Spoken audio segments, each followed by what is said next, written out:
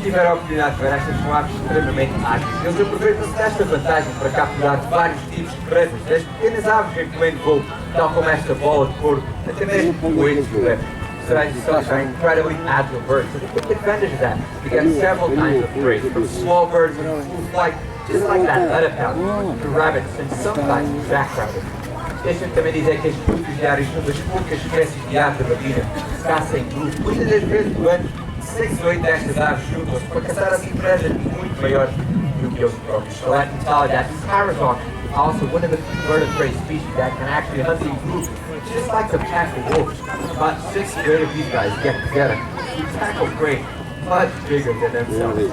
E apesar de serem realmente encontrados no continente americano, estes búfalos diários, tal como todas as outras aves de filmes marinhos, foram criados sob cuidados humanos. Portanto, nenhuma destas aves foi retirada de selvagens para fazer esta apresentação. So this is why they're normally found in the American continent.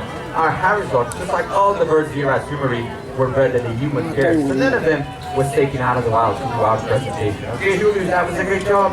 See you later. Bye. That way. Off you go. E lá vai ele. Foi o Júlio, o nosso búfalo diário. Eu mesmo vai. E lá vai ele. Muito obrigado. Da América do Norte vamos agora até a América do Sul. Desta vez para conhecer